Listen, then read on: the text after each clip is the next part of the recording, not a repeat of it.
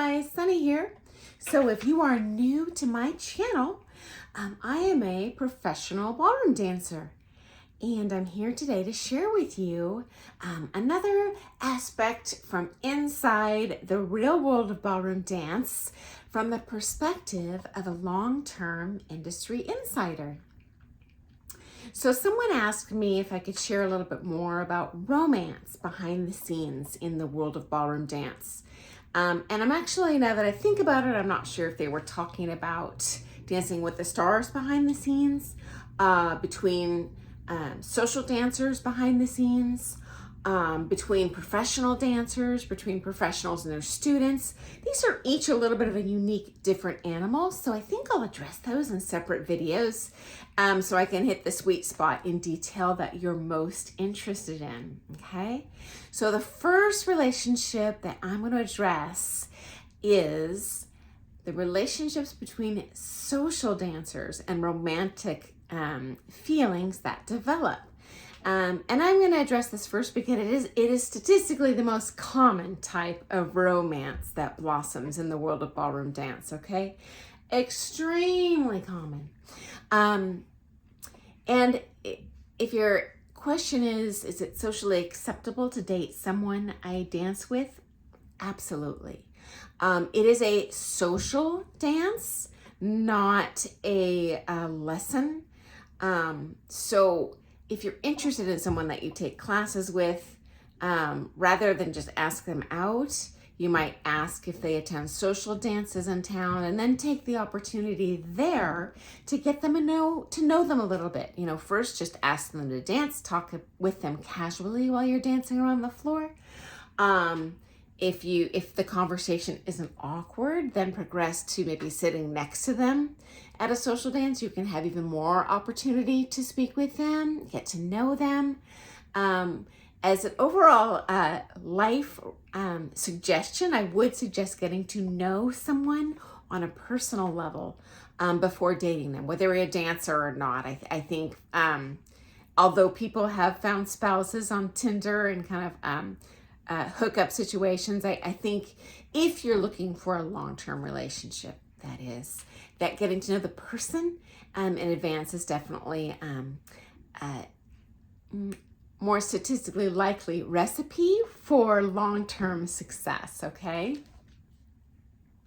So, for the record, you don't have to worry about going to a ballroom dance and getting hit on as a man or a lady.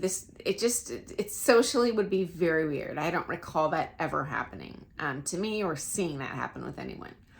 I have had many long-term relationships develop there. I've seen between students, but anyway, I'll get into that later.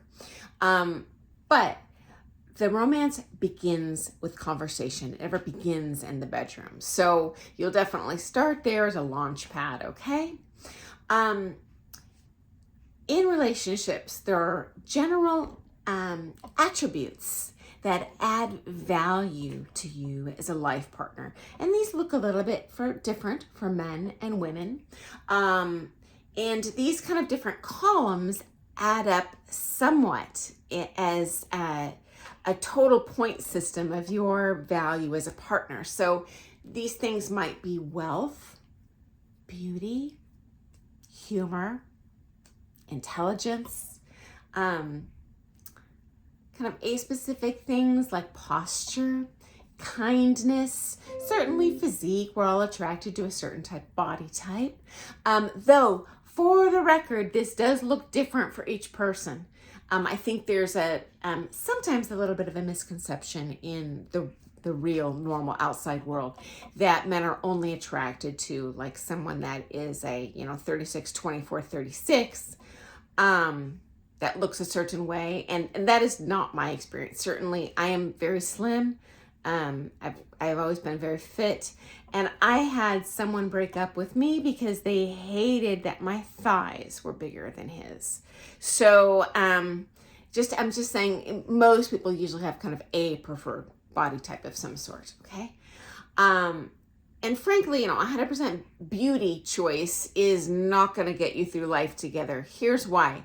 That is the first thing, whether you're a man or a woman in life, you are going to lose. That is a guaranteed I don't care how much plastic surgery you get. So that's really a short-term pony to ride, whether you're the recipient or giver of that trait. So definitely evaluate that relationship carefully and make sure you're making decisions in your mind and your heart over your eyes. Eyes are important, but these things are also important and in equal factors, okay? So, as you can probably guess, if as a ballroom dancer, an asset you have is that your ability to dance makes you have one more attribute that is very powerful, that makes you a higher value potential partner. Not just dance partner, although that certainly is the case too, but I'll say significant other partner in the biblical sense, okay? So I do find a lot of dancers, whether they're dating inside or outside of the dance community, tend to quote unquote date up a little bit. Ladies, because you're probably going to be just naturally a little more fit, more active, have more to talk about than someone who doesn't dance as their hobby.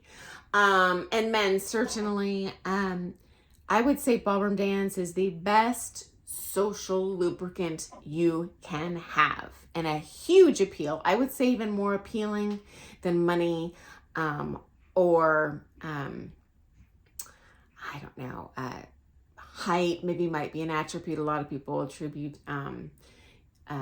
even intelligence or kindness. Honestly, guys, I've seen ladies go for men really singularly because they're a good dancer. So I have a story for you, personal story, while I'm talking about this. One of my very best friends when I was in college had immense difficulty finding women to date.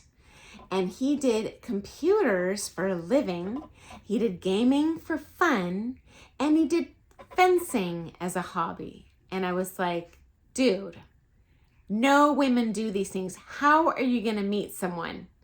And I was like, you have to try ballroom dancing. And so to surprise me, he did on the sly. He signed up for lessons, started dancing. Actually, ended up, he started with ballroom and he found salsa was more his jam. He found more opportunities to meet women that way.